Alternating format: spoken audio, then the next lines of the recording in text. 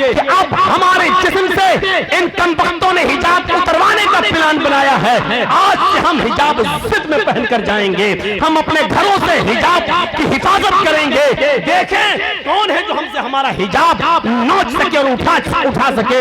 अगर उस लड़की के हिम्मत, बहादुरी और हौसले को सलाम कहना था तो इन तमाम औरतों को उस दिन के बाद से हिजाब पहनना शुरू कर देना चाहिए था। तो उस पड़ोस की रोशनी से जो सूद में फिराऊं और उसकी कीमत में मैं अपने मालिक से लूं तो ये कीमत मेरे लिए हलाल होगी या हराम होगी? क्या मैं उस रोशनी में जो चरखा चलाकर जो पैसा कमाऊं वो मेरे लिए जायज होगा या नाजायज होगा? तसव्वुर करो, इमाम अहमद इब्न हंबल गश खा के चक्कर खा के गिर जाते हैं कि इस दुनिया में, इस दौर में ऐसी औरतें भी मौजूद हैं जो तकवे का ऐसा मायार अपने अंदर पैदा की हुई है। अस्सलामु अलैकुम वरहमतुल्लाहि वबरकातुहू।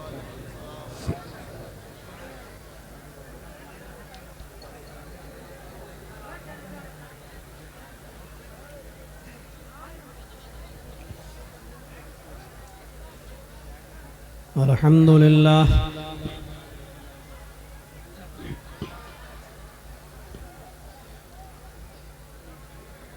अल्हम्दुलिल्लाहि नहमदुहु व नस्तईनुहु व नस्तगफिरुह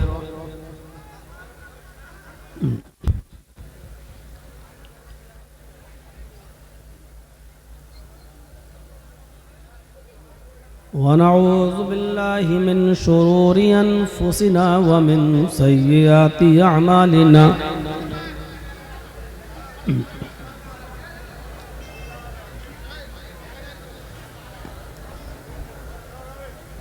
मन यहदिल्लाहु फला मुज़िल्ल लहु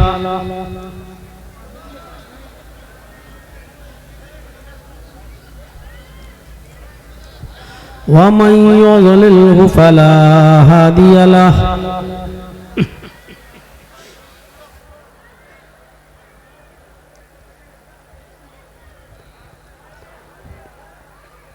व अशहदु अल्ला इलाहा इल्लल्लाहु वहदहु ला शरीका लहु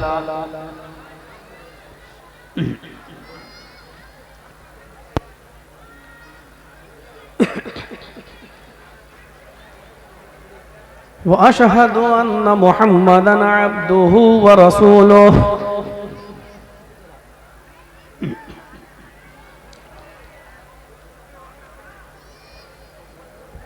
अम्मा बाद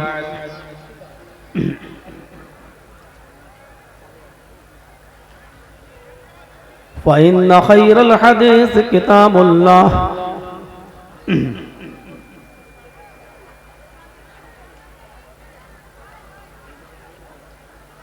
व खैरल हदी हदी मुहम्मदिन सल्लल्लाहु अलैहि वसल्लम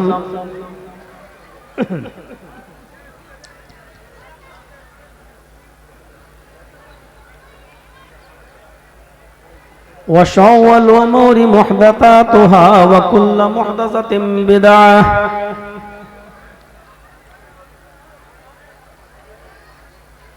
व कुल्लु बिदअतिन ज़लालह व कुल्लु ज़लालतिन फिन्नार।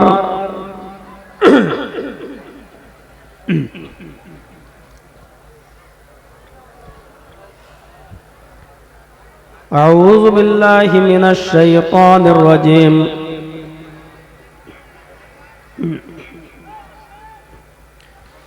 बिस्मिल्लाहिर रहमानिर रहीम।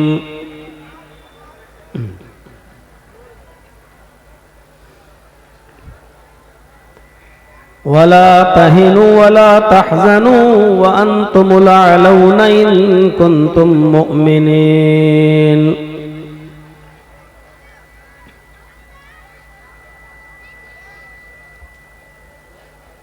रब्बि इश्रह ली सदरी व यस्सिर ली अमरी वहलुल उक़दतम मिन लिसानी यफ़क़हू क़ौली।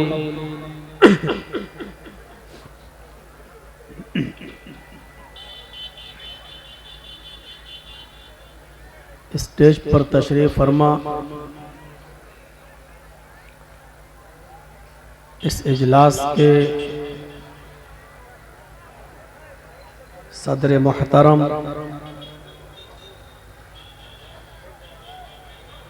जनाब मौलाना इसराइल हफिज़हुल्लाह,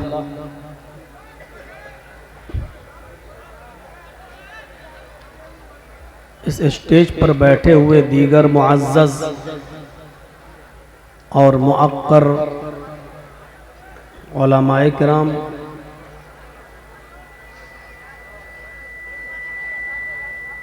और इस इजलास में शिरकत करने वाले हमारे मुअज़्ज़ज़ सामईन हज़रात, पर्दा नशीन इस्लामी ख़वातीन, प्यारी माँ और बहनों, कौमो मिल्लत के लायकवर नौजवानों, अजीज़ बच्चों,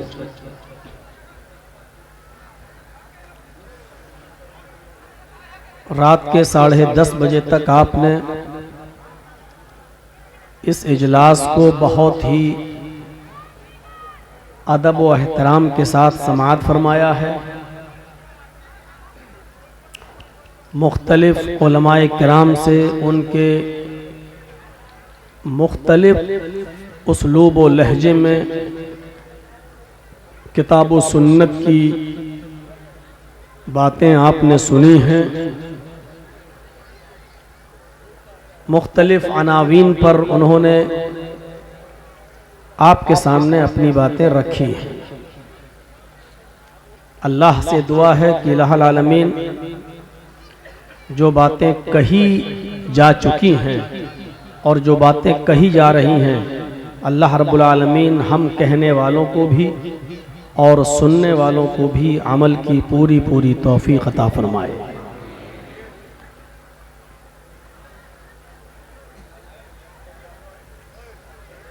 कुरान करीम की जो आयत मैंने आपके सामने खुतबा मसनूना के बाद पढ़ी है,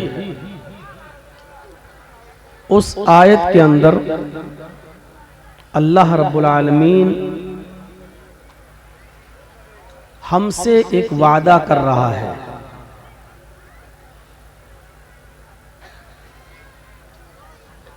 और वादा उसका ये है कि मुसलमानों, तुम्हें गम करने की ज़रूरत नहीं है, तुम्हें हरासा होने की ज़रूरत नहीं है, तुम्हें परेशान होने की ज़रूरत नहीं है, तुम्हें किसी भी चीज़ की फिक्र यानी चिंता करने की ज़रूरत नहीं है। हम इज्जत तुम्ही को देंगे, हम बुलंदी तुम्ही को देंगे, हम तरक्की तुम्ही को देंगे, हम तुम्हें सबसे ऊपर रखेंगे। इस वादे के साथ साथ उसने एक शर्त लगाई है, मगर मेरी शर्त यह है, इन कुंतुम मुमिनीन, अगर तुम मोमिन हो तो, अगर तुम्हारे अंदर ईमान है तो। आज इसी पर हमें कुछ गुफ्तगू करनी है। हम इस आयत के पसे मंजर में अपने हालात का जायजा लें। जब हम समाज में, सोसाइटी में, मुआशरे में अपने समाज का जब जायजा लेते हैं तो पता ये चलता है कि सबसे ज्यादा जलील हम हैं, सबसे ज्यादा रुसवा हम हैं, सबसे ज्यादा बेइज्जत हम हैं, सबसे ज्यादा परेशान हम हैं। इसका मतलब क्या है? अल्लाह ने तो ये कहा कि व अंतुमुल आलौन, हम हुकूमत तुम्हें देंगे, हम सबसे ज्यादा बुलंदी पर तुम्हें रखेंगे, तरक्की हम तुम्हें देंगे, इज्जत हम तुम्हें देंगे। लेकिन यहां तो उल्टा है, बिल्कुल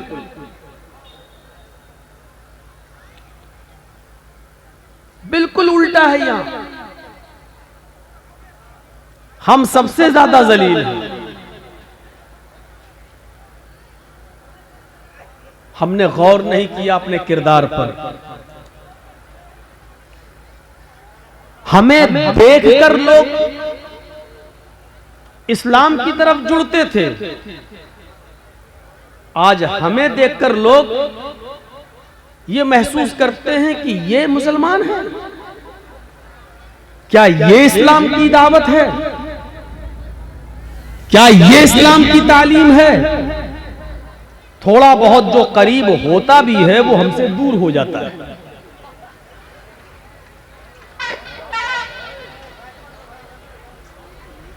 एक साइंटिस्ट ने कहा था कि मैंने दुनिया के अंदर जितने मज़ाहिब हैं, धर्म हैं, उनकी स्टडी मैंने की, उनको पढ़ा, उनका मुताला किया, तो सबसे अच्छा मजहब मुझे इस्लाम नजर आया। किताबों के आधार पर,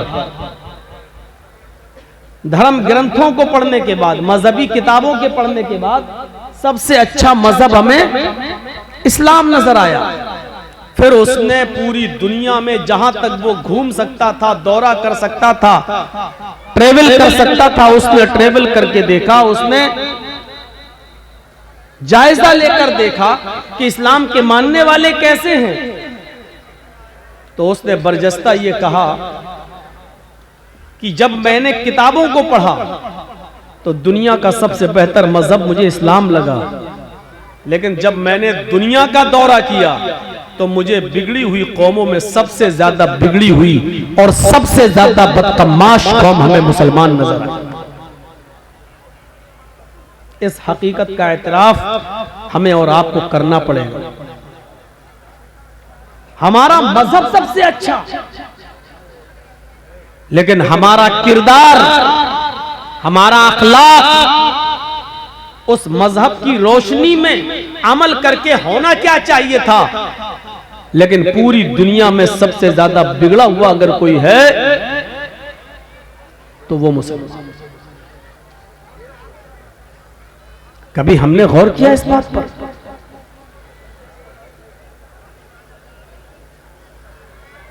जरा तसव्वुर कीजिए, हम जायजा ले रहे हैं, हमें देखकर कौन हमारे करीब आएगा। मैंने शायद परसों मौजमपुर के जलसे में एक मिसाल पेश की थी कि हमारी हालत बिल्कुल उस मरीज की तरह है जिसके दांत में बहुत दर्द था और वो एक डॉक्टर के पास गया। डॉक्टर ने कहा कि तुम्हारी दाढ़ खराब हो चुकी है, उसको उखाड़ा जाएगा।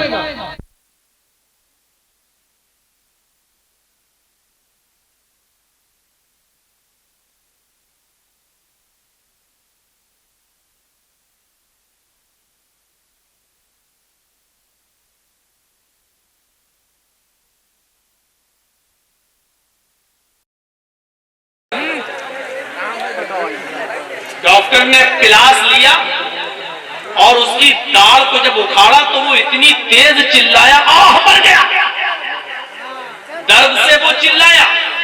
बहरहाल डॉक्टर ने दांत तो उखाड़ दिया, दवा दे दी। दवा देने के बाद उसने कहा लाओ 600 रुपए। मरीज बड़ा परेशान, 600 रुपए किस बात के? तय तो 200 रुपए हुआ था, तुम 600 क्यों मांग रहे हो? डॉक्टर ने कहा कि तुम इतनी तेज चिल्लाए हो कि बाहर जो 2 मरीज बैठे थे तुम्हारे चीखने से भाग गए, उनकी फीस भी तुमसे ली जाएगी। हमारे 2 मरीजों को तुमने भगा दिया है, अगर वो दोनों होते तो 2-2 400 वो और 200 तुम्हारे 600 रुपए, उनके 400 रुपए भी तुम्हें नहीं पड़े, बाप को भी देना पड़ेगा, क्योंकि तुम्हारे चीखने से वो भाग गए। आज वही कंडीशन हमारी है। हम खुद तो ईमान के अंदर दाखिल नहीं है और हुलिया, शक्ल, सूरत, किरदार, अमल ऐसे हैं कि जो आना भी चाहता है इस्लाम की तरफ वो भी भाग रहा है। तो उनके इस्लाम से दूर होने का अज़ाब भी हमारे सर पर लादा जाएगा, क्योंकि हमारी वजह से वो इस्लाम से दूर, हमारी वजह से वो दूर हो रहा है। कौन जिम्मेदार है इसका? ये आज हाल हो गया। अल्लाह ने कहा कि हम तुम्हें इज्जत देंगे, हम तुम्हें बुलंदी देंगे, हम तुम्हें हुकूमत देंगे, हम तुम्हें साहिबे हुक्मरान बनाएंगे, साहिबे हुकूमत बनाएंगे, हुक्मरान बनाएंगे। लेकिन तुम्हें भी मेरी एक बात मानना होगी। मेरी शर्त है इन कुंतुम मुमिनीन, कि तुम अपने अंदर ईमान पैदा करो। इसका मतलब यह है कि हम मोमिन कहते हैं, है नहीं, दावा है लेकिन है नहीं। अच्छा एक बात बताइए, जब शर्त पूरी नहीं होगी तो मशरूत भी पूरा नहीं होगा। जब तुम्हें भूख लगेगी तो मैं तुम्हें खाना खिलाऊंगा। तो मैं खाना कब खिलाऊंगा? जब तुम्हें भूख लगेगी। नमाज के लिए वुजू शर्त है। जब आपका वुजू सही होगा तो नमाज होगी, वुजू नहीं तो नमाज भी नहीं। तो जब नमाज के लिए वुजू शर्त है, जब वुजू नहीं है तो नमाज भी नहीं है। इज्जत और बुलंदी का वादा अल्लाह ने ईमान के शर्त के साथ किया है। जब ईमान नहीं है तो इज्जत और बुलंदी भी नहीं है। इज्जत और बुलंदी हमें तब मिलेगी जब हमारा ईमान मजबूत हो। एक और मिसाल से समझने की कोशिश कीजिए। ईमान और अमले स्वालेह ये दोनों लाजिम और मलजूम हैं। आपके अंदर ईमान है या नहीं, इसका अंदाजा आपकी अमली जिंदगी से लगाया जाएगा। आपका अमल बताएगा कि आपके अंदर कितना ईमान है। अगर अमल अच्छा नहीं तो ईमान भी नहीं। ईमान होगा तो अमल होगा, अमल अच्छा होगा तो ईमान होगा। ईमान और अमल साले लाजिम व मलजूम है। ये समझ लो कि ईमान का लाजिमा है अमल। जैसे सूरज का लाजिमा है रोशनी। अगर दिन में रोशनी निकली है, धूप निकली है, तो इसका मतलब यह है कि सूरज निकला। अगर रोशनी नहीं है तो इसका मतलब सूरज नहीं निकला है। आग जलेगी तो हरारत होगी, गर्मी होगी। अगर गर्मी है तो इसका मतलब आग जल रही है। अगर गर्मी नहीं है तो इसका मतलब आग नहीं जल रही है। जिस तरह हरारत बताती है कि आग है, जिस तरह सूरज की धूप ये बताती है कि सूरज निकला है, उसी तरीके से हमारे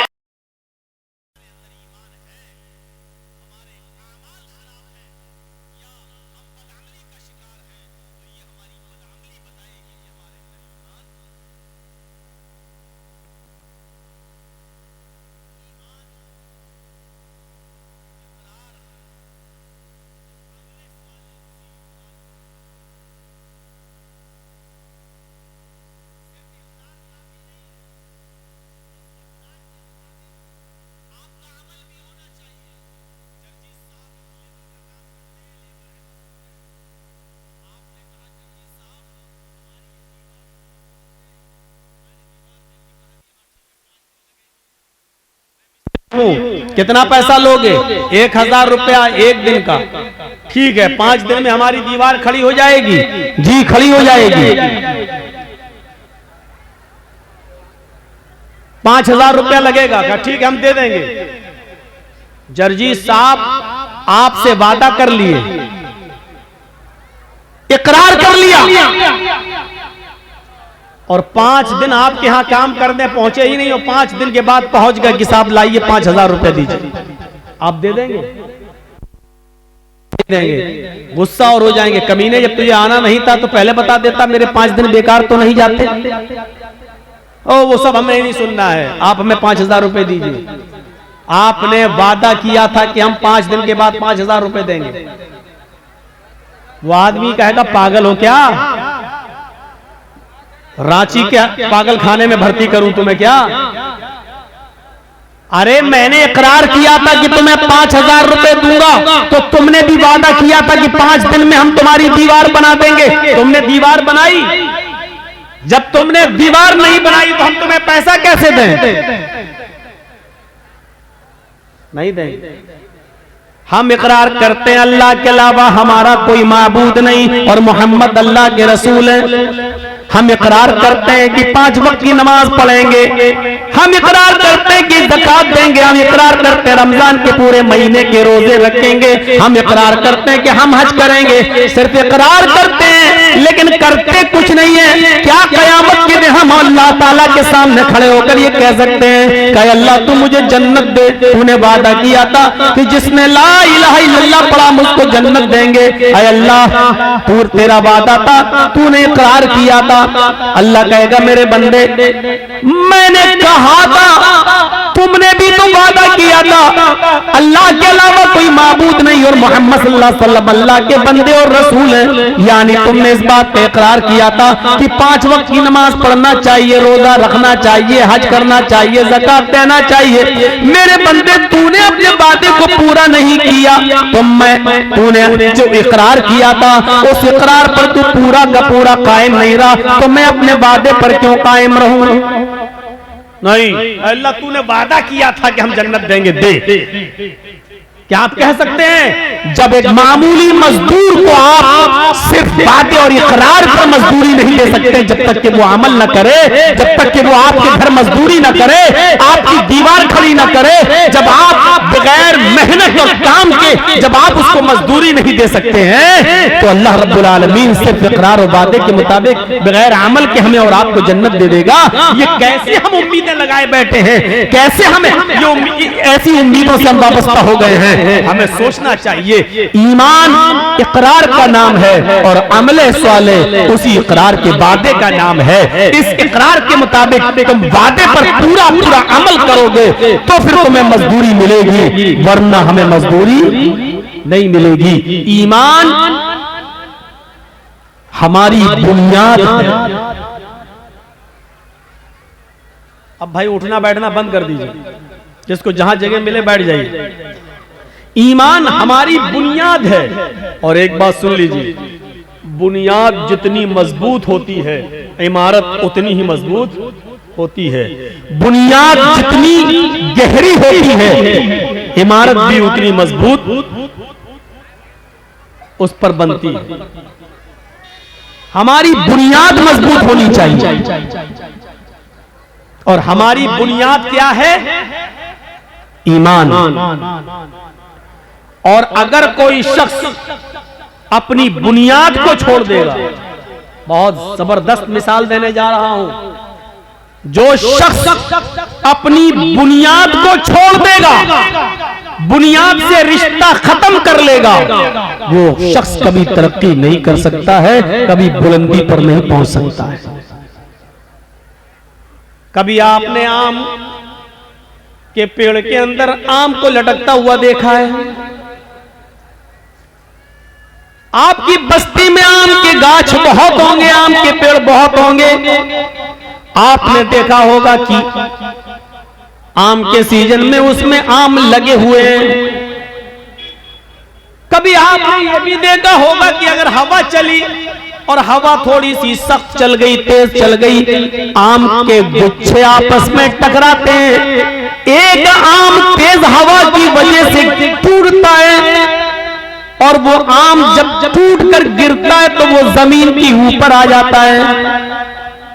आपने कभी गौर किया कि जब आम टूटता है तो वो कहां गिरता है? अगर मैं सवाल करूं तो आप इसका जवाब ये देंगे कि आम जब पेड़ से टूटता है तो वो जमीन के ऊपर गिरता है। मैं आपसे पूछना चाहता हूं, आम जब टूटता है तो जमीन के ऊपर क्यों गिरता है? वो आसमान की तरफ क्यों नहीं जाता है? या आसमान उसको अपने ऊपर क्यों नहीं खींचता है? हवा उसको लेकर भी तोड़ सकती थी, लेकिन हवा ने उसको जमीन पर ही क्यों पटका है? हवा उसको लेकर आसमान की तरफ क्यों नहीं गई? आम का ये फल हमें चीख चीख कर ये मैसेज दे रहा है, ये पैगाम दे रहा है, आए दुनिया वालों, जब तक हम अपनी बुनियाद से जुड़े थे, दिन पे दिन मीठे हो रहे थे, दिन पे दिन बड़े हो रहे थे, दिन पे दिन तरक्की कर रहे थे, दिन पे दिन हमारे अंदर उस पर मिठास आती जा रही थी, हम दिन पर दिन परवान चलते जा रहे थे। लेकिन जब हमने अपनी बुनियाद से रिश्ता खत्म किया, जब हमने अपनी बुनियाद से रिश्ता तोड़ा, तो हमारा मुकद्दर जमीन की जिल्लत बन गई, हमारा मुकद्दर आसमान की बुलंदी नहीं बनी, क्योंकि हमने अपनी बुनियाद से अपना रिश्ता तोड़ लिया है, हमने अपनी बुनियाद से अपना रिश्ता खत्म कर लिया है। जो चीज अपनी बुनियाद से अपना रिलेशन, अपना कॉन्टैक्ट, अपना कनेक्शन, अपना ताल्लुक खत्म करती है, वो जलील होती है, बुलंदी पर नहीं जाती है। आम जब तक अपनी बुनियाद से चिपका था, छोटा सा धीरे धीरे बड़ा होता जा रहा है, खट्टा था धीरे धीरे उसमें मिठास आती जा रही है, हरा था धीरे धीरे येलो कलर में बदलता जा रहा था। क्यों? क्योंकि वो अपनी बुनियाद से जुड़ा हुआ था। लेकिन जब उसने अपनी बुनियाद से अपना कनेक्शन खत्म किया, अपना रिश्ता तोड़ा, तो फिर वो जमीन के ऊपर आया, फिर वो जमीन के ऊपर गिरा और जमीन पर घूमने वाले छोटे छोटे बच्चे उस पर झपट पड़े और उसको चीर दिया, आम को फाड़ दिया, आम को, और उसको खा गए, लुकमा बना लिया। जो चीज अपनी बुनियाद से रिश्ता तोड़ती है वो ऐसे ही नोची जाती है और ऐसे ही खाई जाती है, लोगों का लुकमा बन जाती है। मुसलमानों, नौजवानों, तुम्हारी बुनियाद है ईमान। जब तक ईमान से अपना रिश्ता मजबूत रखोगे, तरक्की करोगे, बुलंदी पर जाओगे, और जब ईमान से अपना रिश्ता खत्म करोगे तो दुनिया तुम्हें अपना लुकमा बना लेगी, दुनिया तुम्हें अपने अंदर समो लेगी और तुम दुनिया की उंगलियों के इशारों पे चलोगे। तुम्हें डांस कराया जाएगा, तुम्हें नचाया जाएगा, तुम्हें फिराया जाएगा, तुम्हें अपने उंगलियों के इशारों पर चलाया जाएगा। इसलिए तुम्हें चलना पड़ेगा, क्योंकि तुमने अपनी बुनियाद से अपना रिश्ता खत्म कर लिया है, तुमने अपनी बुनियाद से अपना रिश्ता तोड़ लिया है। अगर चाहते हो तरक्की करें, अगर चाहते हो कि बुलंदी पर जाएं, अगर चाहते हो कि हुकूमत मिले, सरदारी मिले, तो तुम्हें ईमान के साथ अपना रिश्ता मजबूत करना होगा, अपनी बुनियाद के साथ अपना ताल्लुक जोड़ना होगा। मैं इस चीज को बहादुरी नहीं मानता हूं। चंद लड़कों के बीच में एक लड़की जाती है और चेहरा खोली हुई है, लेकिन बस ऊपर से पर्दा डाले हुए है, और लोगों के बीच में जाकर अल्लाह अकबर का नारा लगा देती है। थोड़ी देर के लिए शाबाशी मिल जाएगी, थोड़े देर के लिए जज्बाती मुसलमान जज्बात में बह जाएंगे, और उस लड़की की आवाज में आवाज मिलाकर फिर कलकत्ता में भी एहतिजाज होगा, कर्नाटक में भी एहतिजाज होगा, बंबई में भी एहतिजाज होगा। लेकिन हम इस एहतिजाज को सही नहीं मानते हैं। सही तो हम तब मानते जब एक लड़की हिजाब में गई और उसके हिजाब को उतरवाने की कोशिश की जा रही है, उसके हिजाब को उतरवाया जा रहा है, उसके इस हिजाब के उतरवाने की कैफियत को देखकर हम जितने भी मुसलमान हैं और जितने भी मुसलमान बहनें और माएं और बेटियां हैं, इनको इतना गुस्सा आ जाना चाहिए कि अब हमारे जिस्म से इन कमबख्तों ने हिजाब को उतरवाने का प्लान बनाया है। आज से हम हिजाब जिद में पहनकर जाएंगे, हम अपने घरों से हिजाब की हिफाजत करेंगे। देखें कौन है जो हमसे हमारा हिजाब नोच सके और उठा सके। अगर उस लड़की के हिम्मत और बहादुरी और हौसले को सलाम कहना था तो इन तमाम औरतों को उस दिन के बाद से हिजाब पहनना शुरू कर देना चाहिए था। अगर ये सारी हिंदुस्तान की औरतें हिजाब पहनना शुरू कर दें, बुर्का ओढ़ना शुरू कर दें, चेहरा छिपाना शुरू कर दें, देख लीजिए डिबेट कितनी जल्दी बंद हो जाएगी और फिर कोई आदमी हिजाब पर पाबंदी नहीं लगाएगा, क्योंकि वो जान जाएगा कि अब मुसलमान एक जख्मी शेर की तरह है।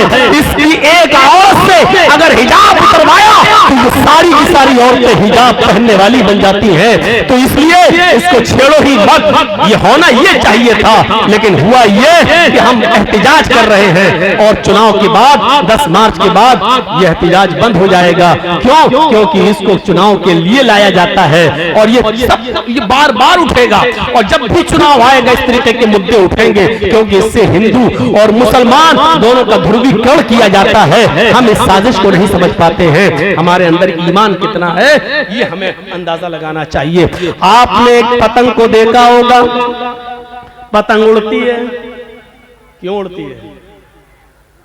हमने उस पतंग को उड़ाया, आगे बढ़ी, हमने ढील दी, वो और आगे बढ़ी, हमने और ढील दी, हल्का सा इशारा किया, फिर ढील दी, वो और आगे बढ़ी। हवा उसको बुलंदी पर ले जा रही है। वो पतंग बुलंदी पर क्यों पहुंची? कौन लेके गया? हवा। लेकिन थोड़ी देर के बाद आप देखते हैं दूसरी पतंग आती है और इस पतंग की डोर को काट देती है, इसके धागे को, मांझे को काट देती है। मैं कहता हूं हवा तो वही है जो अभी उस पतंग को ऊपर लेके जा रही थी, लेकिन जब उस पतंग की डोर कटती है तो फिर हवा उस पतंग को ऊपर लेकर क्यों नहीं जाती? अभी पतंग ऊपर लेकर जा रही थी, लेकिन अभी हवा उस पतंग को ऊपर लेके जा रही थी, लेकिन जब पतंग की डोर कटती है तो फिर वो हवा उस पतंग को ऊपर नहीं ले जाती है, बल्कि उसको जमीन पर आना पड़ता है। वही पतंग जो अभी ऊपर उड़ रही थी अब डोर से रिश्ता तोड़ती है तो वो हिचकोले खाते हुए, जंपिंग करते हुए, उला मंडियां खाते हुए वो जमीन पर गिरती है। और जमीन पर भी फिर वही हाल होता है। छोरे लड़के, अनपढ़ लड़के मोहल्ले के अंदर जिनको स्कूलों कॉलेजों में जाने की फुर्सत न हो, ऐसे छिछोरे लड़के उस पतंग के ऊपर टूट पड़ते हैं और उसकी छीना झपटी करके उसके टुकड़े टुकड़े कर देते हैं। ये पतंग जो आसमान की बुलंदी को छू रही थी इसलिए क्योंकि वो अपनी बुनियाद से जुड़ी हुई थी, अपनी डोर से रिश्ता मजबूत की हुई थी, बुलंदी पर जा रही थी। लेकिन जब उसकी डोर को, उसके धागे को काट दिया गया, उसके बुनियाद को तोड़ दिया गया, तो फिर वो पतंग फिर एक बालिश भी ऊपर नहीं जा सकी। फिर वो कुला मंडियां खाते हुए, जंपिंग करते हुए जमीन के ऊपर आती है, जमीन पर आती है और गिरती है और जमीन पर बैठे हुए लड़के उस पतंग को फाड़ देते हैं, लूट लेते हैं। एक पतंग पर 20 लड़के गिर पड़ते हैं कि हमें मिल जाए, हमें मिल जाए, और छीना झपटी में उस पतंग के परखच्चे उड़ जाते हैं। वो पतंग जमीन पर क्यों आई? पतंग का डोर से कटकर जमीन पे गिरना हमें ये मैसेज दे रहा है कि पतंग ने अपनी डोर से अपना रिश्ता तोड़ लिया है। जब इसने अपनी बुनियाद से रिश्ता, कनेक्शन खत्म कर लिया है तो अब बुलंदी नहीं मिलेगी, आसमान की ऊंचाई नहीं मिलेगी। अब बुनियाद से रिश्ता खत्म करने के बाद जमीन पर आना पड़ेगा। जिल्लत उसका मस्कन बनेगी, जिल्लत उसका मुकद्दर बनेगी। अब वो बुलंदी नहीं कर सकती, बुलंदी पर नहीं जा सकती है क्योंकि बुनियाद से उसने अपना रिश्ता तोड़ा है। मुसलमानों, जब तक तुम कुरान से, ईमान से अपने रिश्ते को मजबूत रखोगे, बुलंदी करोगे, अल्लाह की कसम ऊपर जाओगे, अल्लाह की कसम इज्जत मिलेगी। वो भेड़ों बकरियों को चराने वालों को इज्जत किसने दी है? किसी कुरान ने दी है। वो उमर जो कभी कोई गुस्सा बर्दाश्त नहीं करते थे, वो उमर जो जनाब मोहम्मद रसूलुल्लाह सल्लल्लाहु अलैहि वसल्लम की गर्दन भी उड़ाने के लिए निकले थे, उस उमर को 22 लाख मुरब्बा मील का हुक्मरान किसने बनाया? उस उमर को इतनी बड़ी जमीन की मिल्कियत किसने अता फरमाई है? इतना बड़ा बादशाह, इतना बड़ा हाकिम किसने बनाया है? 22 लाख मुरब्बा मील पर हुकूमत किसने की? हजरत उमर ने। हजरत उमर फारूक को हुक्मरान बनाया तो इसी कुरान करीम की दावत ने, इसी कुरान करीम ने, इसी ईमान के रिश्ते ने। उमर की हैसियत ईमान लाने से पहले क्या थी, लेकिन जब उमर ने ईमान से अपना रिश्ता जोड़ा तो तरक्की करते गए। इतनी तरक्की की कि अल्लाह के नबी को भी कहना पड़ा, लऊ काना बादी नबीयुन लकाना उमर, अगर मेरे बाद कोई नबी होता तो वो हजरत उमर होते। उमर ने इतनी तरक्की की कि 22 लाख मुरब्बा मील इतनी जमीन पर उन्होंने हुकूमत करके दिखाई, और इतनी शानदार हुकूमत करके दिखाई कि महात्मा गांधी को भी ये कहना पड़ा कि उमर फारूक जैसी हुकूमत अगर आज भारत के अंदर कायम हो जाए तो देश के अंदर से खून खराबा मिट जाए, देश के अंदर से खून खराबा खत्म हो जाए, अमन और शांति पैदा हो जाए।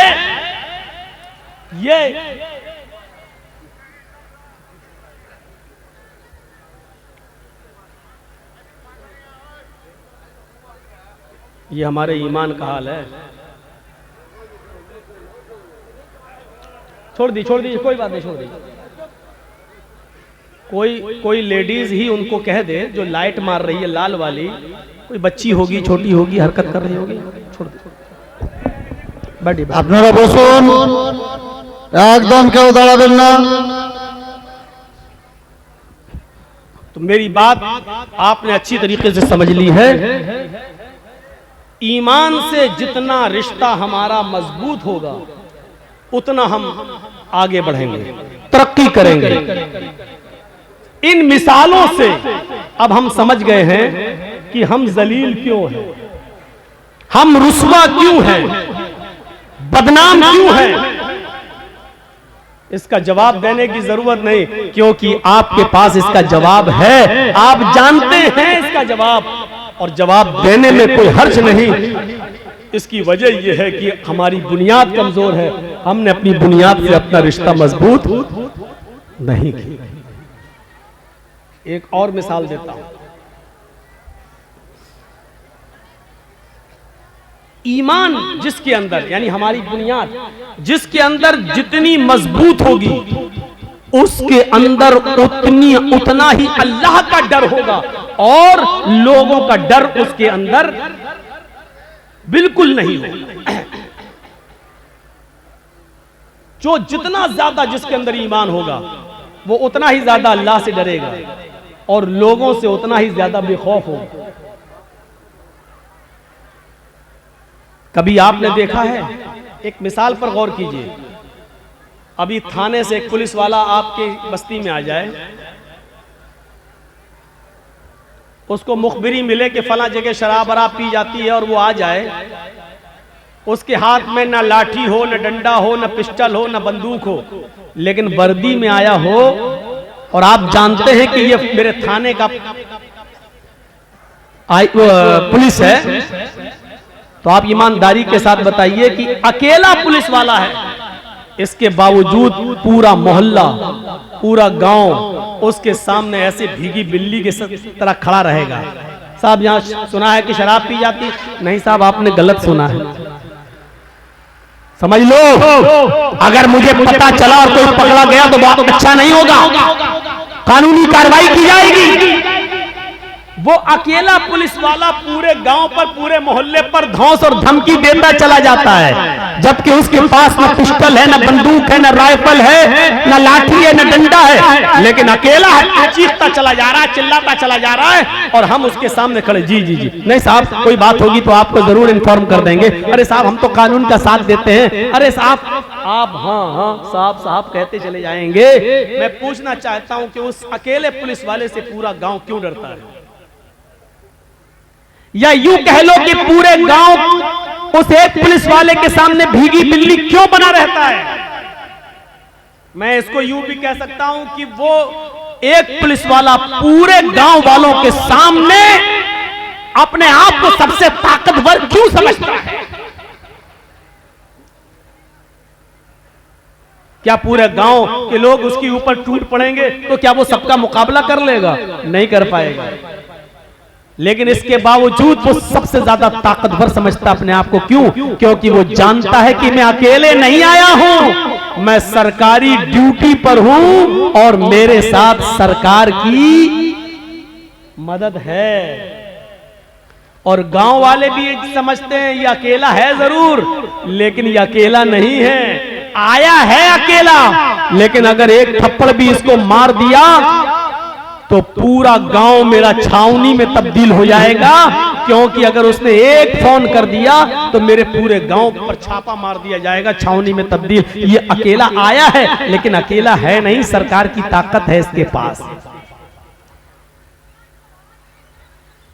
सरकार की ताकत है मौलवी चर्चिस के पास, पूरे गांव के लिए अकेला काफी है, पूरा गांव डरता है। इसी तरीके से एक मोमिन हम आपको नहीं कह रहे हैं, हमें नहीं मालूम कि आप में कौन मोमिन है कौन नहीं है,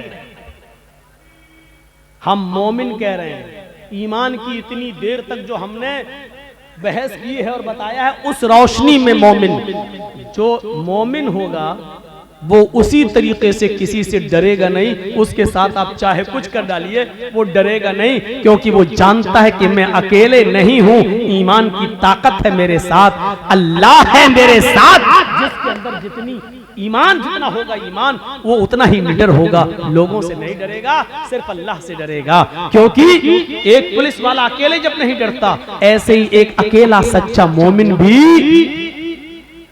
किसी से नहीं डरता, क्योंकि वो जानता है कि मेरे पास ईमान की ताकत है। और उसकी मिसाल दूं आपको, जंगे बद्र हो रही है, बद्र का मैदान गर्म है, सहाबा की तादाद है सिर्फ 313, और इसके मध्य मुकाबिल जो लश्कर है वो है 1000 से ज्यादा। आपको यह भी बता दूं कि उन 1000 लश्कर के पास, काफिरों के पास तीर भी है, तलवारें भी हैं, ढाल भी है, नेजा भी है, घोड़े भी हैं। वो सब नौजवान हैं, हट्टे खट्टे तंदुरुस्त हैं, और सारी चीजें आलाते हर्ब, जंग का हर सामान है उनके पास। और उनके मुकाबले में कितने हैं? 313। और ये 313 कौन है? जवान, बूढ़े और कुछ बच्चे जब मिलाए गए और इनकी गिनती तब जाकर होती है 313। और इन 313 लोगों के पास, इन 313 सहाबा के पास सिर्फ 2 घोड़े। आलाते हर्ब का हाल यह है कि किसी के पास तीर है लेकिन छोड़ने के लिए कमान नहीं है, किसी के पास कमान है लेकिन छोड़ने के लिए तीर नहीं है, किसी के पास तलवार है लेकिन काफिरों के हमले से बचने के लिए ढाल नहीं है। वो तलवार चलाए लेकिन काफिर जब उस पर हमला करे तो अपना बचाव किससे करे? उसके पास ढाल नहीं है। अगर किसी के पास ढाल है तो चलाने के लिए तलवार नहीं है। फिर भी जंग है, लड़ रहे हैं। जरा आपने गौर किया है, ये कोई मुकाबला था कि एक तरफ 1000 से ज्यादा और एक तरफ 313। एक सहाबी के ऊपर 3 से ज्यादा लोग, और इसके पास एक चीज है तो दूसरी नहीं, और उनके पास सब कुछ है। कौन सी चीज है जो इन 313 सहाबा को उनके सामने लाकर खड़ा कर रही है और उनसे लड़ने पर मजबूर कर रही है? ये कौन सी चीज? बताने की जरूरत नहीं, ये वही ईमान है।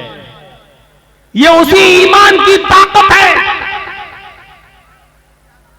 और ऐसी कंडीशन में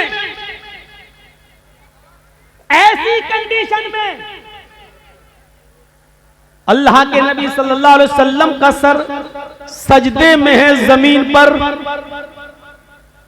बद्र के मैदान में एक जानिब आपने अपनी पेशानी कच्ची जमीन पर रख दी है और सजदे में गिरे हुए हैं और ये दुआ कर रहे हैं सजदे में, अल्लाहुम्मा ला तुहलिक हाज़िल असाबा इन तहलिक हाज़िल असाबा लन तुअबद बादल यौमि क़त्तु। ऐ अल्लाह, ये मुट्ठी भर जमात, ये मेरे चंद सहाबा, ये 10 साल मक्के की जिंदगी में मेरे दावत और तबलीग का नतीजा मदीना आने के बाद इन्होंने मजबूर किया है। ये मेरी 10 साल की, मैं 13 साल की, ये मेरी मक्के की मेहनत। आए मेरे परवरदिगार, मेरी 13 साल मक्के की मेहनत के बाद ये 313 लोग इस्लाम लाए हैं। यही मेरी जमा है, यही मेरी पूंजी है, यही मेरा सरमाया है, यही 13 साल की मेहनत का नतीजा है जो मैंने निचोड़ कर तेरे सामने पेश कर दिया। इलाहुल आलमीन, अगर ये 313 मुसलमान आज हलाक हो गए, मुझ पर ईमान लाने वाले मिट गए, ये 313 अगर आज खत्म हो गए, इन 313 को अगर आज बर्बाद कर दिया गया, इनको काफिरों ने अपने हमले में शिकस्त दे दी, अगर आज ये इस दुनिया से मिट गए, लन तुअबद बादल यौम, ऐ अल्लाह, आज के बाद फिर कभी तेरी इबादत इस रूए जमीन पर नहीं होगी। आज के बाद फिर कोई अल्लाह अल्लाह कहने वाला ना होगा। आज के बाद फिर इस जमीन पर कभी सजदा न किया जाएगा। अल्लाहु अकबर की निदा आज के बाद नहीं आएगी। ऐ अल्लाह, अगर तू चाहता है कि कयामत की सुबह तक तेरा नाम तेरा दीन बाकी रहे, तो इन 313 मुसलमानों की हिफाजत फरमा। ये मेरी 13 साल की मेहनत का नतीजा है। ऐ अल्लाह, तू इनकी हिफाजत फरमा। ये नबी की उस वक्त की दुआ भी थी जो सजदे में आपने पढ़ी थी। सजदे में अकेले तन्हे तन्हा सजदे में हम भी दुआ करते हैं, कुछ नहीं होता। या रब्बी या रब्बी या रब्बी, अल्लाह मुझे ये दे, मुझे ये दे, मुझे ये दे। ऊपर से आवाज आती है, मेरे बंदे मैं तुझे क्या दूं? मांग तो तू ये रहा है, लेकिन दूं तो कैसे दूं? मतामुहु हराम, जो खाना खाकर आया है वो हराम है। वह मशरबू हराम, जो पीकर आया है वो भी हराम का है। वह मलबसहु हराम, जो कपड़ा पहन के आया है वो भी हराम की कमाई का है। वग़ुज़िया बिल हराम, तेरे जिस्म में जो खून दौड़ रहा है वो हराम कमाई खा खा कर उसी का बना हुआ खून तेरे जिस्म में दौड़ रहा है। फ़अन्ना युस्तजाबु लिज़ालिक, ओ मेरे बंदे मैं तेरी दुआ सुनूं तो कहां से सुनूं? तू पूरा का पूरा नापाक है। खाना तेरा नापाक, कपड़ा नापाक, पानी नापाक, बदन में जो खून दौड़ रहा है वो नजिस और नापाक। आए मेरे बंदे मैं तेरी दुआ सुनूं तो कहां से सुनूं? अल्लाह सुनता नहीं है, ऐसे सुन लेगा अल्लाह? 13 साल की मेहनत के बाद का अल्लाह ये 313 बर्बाद हो, तो कभी इस रूए जमीन पर तेरी इबादत नहीं होगी। अल्लाह अल्लाह कोई नहीं कहेगा। ईमान का जज्बा देखिए, क्या था ईमान। 1000 से इमाम अहमद इब्न हंबल के पास एक औरत आती है। गौर करके देखिए, इस औरत के सवाल के बाद हमारी हैसियत क्या रह जाती है, जरा तसव्वुर कीजिए। एक औरत आती है, कहती है कि इमाम साहब एक मसला पूछने आई है। कहा क्या मसला पूछती? कहा मैं चरखा चलाती हूँ। चरखा जानते हैं ना, महात्मा गांधी वाला चरखा मालूम है ना? हम लोगों के यहाँ तो आज भी लगे हुए हैं कहीं कहीं। जो लोग हैंडलूम हाथ से कपड़ा बनाते हैं वहां चरखे भी हैं, हाथ से फिरता सूत काटते। तो क्या कहती है इमाम अहमद इब्न हंबल से वो औरत कि इमाम साहब मैं चरखा चलाती हूं और दूसरे लोगों का सूत मजदूरी पर काटती हूं और उनसे मजदूरी लेती हूं। कभी कभी मैं रात में भी चरखा चलाती हूं। जब मेरे पास तेल होता है। इस औरत के सवाल के बाद हमारी हैसियत क्या रह जाती है? सुने हमारी मां बहनें, औरतें ऐसी भी गुजरी हैं। सिर्फ लाइट मारने वाली औरतें हर वक्त नहीं होती हैं। सुने, इमाम साहब मैं कभी कभी रात में भी चरखा चलाती हूं।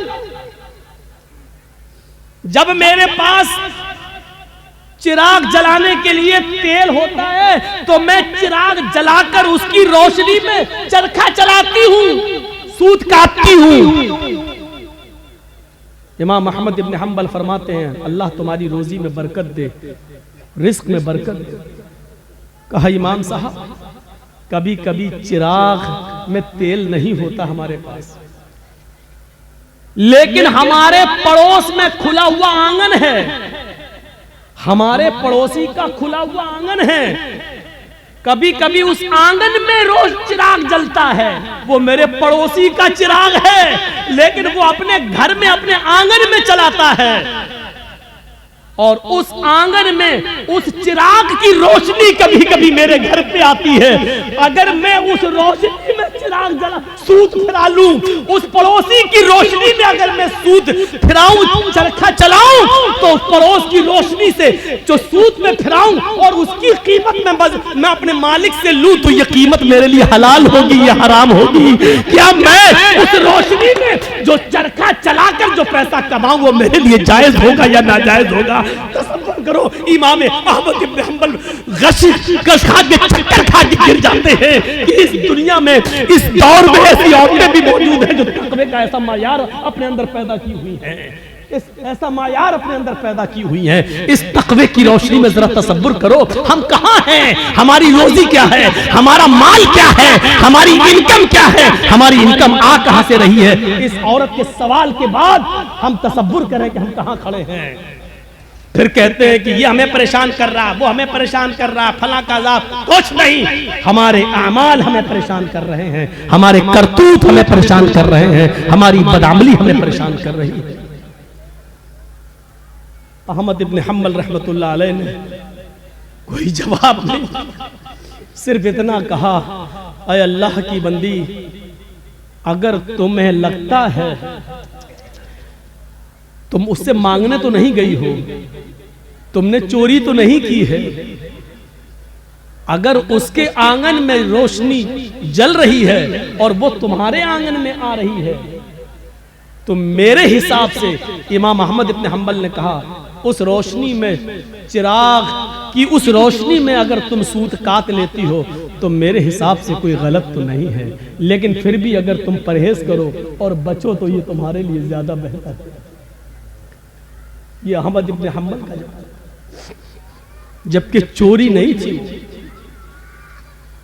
वो जला रहा है, दरवाजा नहीं है, आंगन से आंगन मिला हुआ है और उसके आंगन से उस चिराग की रोशनी यहां आ रही है। तो इसमें भाई आप ये लाइट जल रही है, अब इधर रोशनी जा रही है तो उस आदमी का क्या कसूर है? तुम अगर चाहते हो कि मेरी रोशनी मेरे घर तक रहे तो तुम्हें अपने घर का इंतजाम करना है, लेकिन अगर आपके घर की रोशनी और आपके बल्ब की रोशनी मेरे घर आ रही है और आप ये कहें कि अपना मेरी रोशनी तेरे घर क्यों आ रही है, हट अपना घर तो आप गलत है ना। जरा तसव्वुर करो, अहमद इब्न हम्बल ने जब वो औरत जाने लगी, वो बूढ़ी औरत, तो अहमद इब्न हम्बल रहमतुल्लाह ने लोगों से पूछा कि ये जिस बाप की बेटी है इसका बाप कोई मामूली शख्स नहीं होगा, जरूर किसी अच्छे और नेक बाप की तरबियत होगी जिसने ऐसी नेक बेटी पैदा की है। जरा तसव्वुर करिए, नबी अकरम की दुआ इसलिए कबूल हुई क्योंकि आप सरापा रिज़्क़ हलाल इस्तेमाल करते थे। सहाबा की इसलिए मदद हुई उस जंगे बदर में क्योंकि किसी सहाबी ने माले हराम को अपना लुक़मा नहीं बनाया। मेरे भाइयों, 1000 का लश्कर फिर मग़लूब होता है और 313 सहाबा को फतह होती है। ये 313 सहाबा जो लड़े, ये कौन सी चीज थी? ये वही ताकत थी, वही स्पिरिट थी। कौन सी? ईमान। अगर ईमान ना होता तो लड़ते? कुछ ना कुछ देर के लिए भी मानना पड़ेगा कि इस लड़की ने जो जज्बात में आके नारा लगाया था कर्नाटक में, इसके अंदर भी कुछ ईमानी हरारत थी, तभी तो ये अल्लाहु अकबर का लफ्ज निकला है। इसका इनकार नहीं किया जा सकता। और बाद में पता चला कि उस बच्ची का बाप आलिम है, वो एक मौलाना की बच्ची है, तो जाहिर बात है कि तरबियत तो अच्छी रही हो, वरना आजकल सियासी लीडरों की लड़कियां कहां नारा लगाएंगे अल्लाह अकबर, वो तो वक्त के धारे में बहते हैं, वो तो हिंदू लोगों का वोट लेने के लिए मंदिर में टीका भी लगवा लेंगे, वो तो मूर्ति के सामने भी खड़े हो जाएंगे क्योंकि हमें इनका वोट चाहिए। तो तरबियत का भी फर्क होता है। हम अपनी औलाद को कौन सी तरबियत दे रहे हैं, कैसी तरबियत होनी चाहिए, इस पर हमें गौर करना चाहिए। जंगे खंदक के बारे में कभी सोचा आपने? जंगे खंदक में कितने मुसलमान थे? आपसे अगर सवाल करें तो शायद बहुत कम लोगों को मालूम हो। सिर्फ 3000 सहाबा, 3000, और इन 3000 सहाबा का मुकाबला कितने काफिरों से था, कितने यहूदियों से था? 10,000 का लश्कर। कोई तकाबुल है, कोई मुकाबला है? एक तरफ 3000, एक तरफ 10,000, वो हथियारों से लैस, ये बेचारे फुल हथियार नहीं। इन 3000 सहाबा को जंगे खंदक पर काफिरों से लड़ने के लिए अपनी रजामंदी का इजहार जो इन्होंने किया, ये 3000 सहाबा के दिल में जो 10,000 का खौफ नहीं था, वो खौफ निकालने वाली ताकत क्या थी? अगर आपसे सवाल करें तो मेरी इतनी तकरीर के बाद जो 1 घंटे से ज्यादा बोलते हुए मुझे हो गया, आप इस नतीजे पर पहुंच गए होंगे कि 3000 सहाबा जो 10,000 के मुकाबले में खड़े हुए हैं और लड़ रहे हैं, ये सिर्फ ईमान की ताकत थी। वो 10,000 से नहीं डर रहे हैं, वो सिर्फ ईमान की ताकत है। उनके दिलों में अगर डर है तो सिर्फ एक अल्लाह का डर है, वो किसी का खौफ उनके दिलों में मौजूद नहीं है। और जीते, उनको फतह हुई, उनको कामयाबी मिली। हम ये सारी चीजें भूल जाते हैं, हमें इस बात का एहसास नहीं होता है।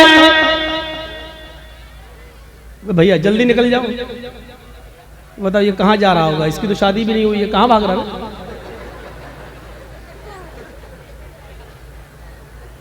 वो देखो वो चाचा उठ के जा रहे हैं बीच में जब कोई उठता है तो मुझे पता नहीं क्यों इतना डर लगता है। एक बार हैदराबाद में प्रोग्राम कर रहा था ना, तो बीच में एक आदमी उठ गया, तो मुझे पता नहीं उठा, पेशाब करता सीधे आया, मेरा माइक पकड़ के और माइक फेंक दिया उठा के, और फिर उसके बाद अंडे चले, टमाटर चले, जूते चले, चप्पल चली।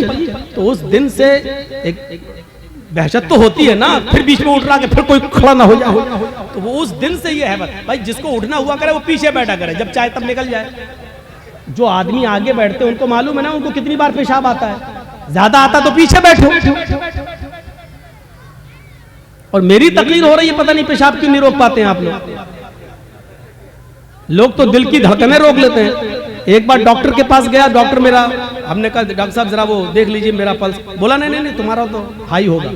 हमने कहा अरे देख लीजिए डॉक्टर साहब, उसके बाद दवा। लेकिन आप, मैं मान नहीं सकता, हमें वो थर्मामीटर लगाने की जरूरत ही नहीं है, आपका पल्स देखना ही नहीं है, आपका वो क्या बोलते हैं उसको, बीपी, वो आपका हाई होगा, कुछ बड़ा ही होगा, नीचे नहीं हो सकता है। मैंने कहा डॉक्टर साहब सुन पड़ रहे हैं, हाथ पैर जरा कपकपी सी हो रही है। कहता कि जब आपकी तकलीफ सुन के हम लोगों के लेवल हाई हो जाते हैं, हम लोगों का बीपी हाई हो जाता है, तो आपका कैसे लो हो सकता है? उसने चेक नहीं किया, अल्लाह की कसम चेक नहीं किया, ऐसी दवा दे।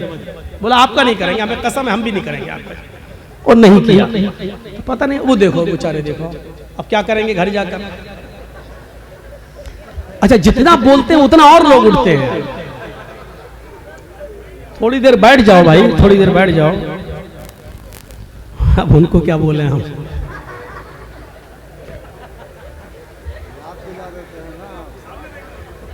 वो चचा जा रहे बेचारे, अब तो चची के लायक भी नहीं है, फिर भी जा रहे हैं। क्या करेंगे जाके? अच्छा चलिए, अब आप लोग जाग गए हैं, थोड़ी बहुत नींद आ रही होगी, उसका गलबा खत्म हो गया है, सुनिए। तो अब आप अंदाजा लगाइए, वो खंदक 10,000 का मुकाबला 3,000 और जीत। क्या चीज थी? वही अल्लाह का खौफ, वही अल्लाह का डर। जैसे पुलिस वाले में ये ताकत होती कि वो अकेला नहीं, सरकार की ताकत है उसके पास, ऐसे जो पक्का सच्चा मोमिन है वो डरता नहीं है, अल्लाह की ताकत है उसके पास, ईमान है उसके पास, ईमान की ताकत है उसके पास, उसको खौफ नहीं होता है, वो लड़ता है, आमादा हो जाता है। ये वाकया सुनाया है, लेकिन फिर भी आपको सुना देता हूं। सुमैया रजी अल्लाह ताला अन्हा का क्या मैटर था? अबू जहल के सामने खड़ी है, तबकात के अल्फाज है, इब्ने साद ने नकल किया है कि उसने सुमैया के कपड़े तक फाड़ दिए, फिर भी कहती है नहीं अल्लाह एक है। अबू जहल ने नेजा लिया, नेजा, तबकात के अल्फाज, वो नेजा उसकी शर्मगाह में दाखिल कर दिया। सुनना बहुत आसान है, लेकिन एक हल्की सी खरोंच हम बर्दाश्त नहीं कर सकते हैं, उसकी तो शर्मगाह में नेजा, इधर से डाला उस तरफ निकाल दिया, और हाथ पीछे से बंधे हो, वो नेजा पकड़ के निकाल भी नहीं सकती हो। और ऐसी कंडीशन में भी देखिए ईमान की ताकत क्या, वो ये नहीं कह रही अल्लाह मेरी हिफाजत फरमा, अल्लाह मुझे बचा ले इस दुश्मन से, ये नहीं कह रही है। उसकी जबान से जो जुमले निकलते हैं वो जुमले ये, या रब्बी सब्बित कदमी अला दीनिक, ऐ अल्लाह इसकी दी हुई सजाओं पर मेरे कदमों को साबित रखना, मेरे ईमान पर, कहीं इसकी सजाएं मुझसे मेरा ईमान न छीन ले। जान जा रही जाए, रूह निकलती निकल जाए, लेकिन ईमान, मेरी आखिरी हालत में ईमान न निकल जाए। कहीं ऐसा ना हो कि इसकी दी हुई तकलीफें मैं झुक जाऊं और इसकी बात मान लूं और ईमान से हाथ धो बैठूं, ऐसा ना हो कहीं। सब्बित कदमी अला दीनिक, ऐ अल्लाह अपने दीन पर, अपने इस ईमान पर मेरे दिल को साबित कदम रखना, मेरे कदम को साबित रखना, मैं बहकने न पाऊं, ईमान मुझसे न छीन लिया जाए। ये दुआ उसके मुंह से निकली। मेरे भाइयों, ये हमारा एक साथी है, राजधानी चैनल चलाता है। आप YouTube पर राजधानी चैनल के नाम पर जब सर्च करेंगे तो आपको वो मिल जाएगा, आप उसको सब्सक्राइब कर दीजिएगा, बेल आइकन दबा दीजिए, तो आपको हमारी और हमारे अलावा और उलमा की तकरीरें आपको नोटिफिकेशन में मिलती रहेंगी, आप उनको सुन सकते हो। राजधानी चैनल है, उसको सब्सक्राइब करिए और बेल आइकन दबा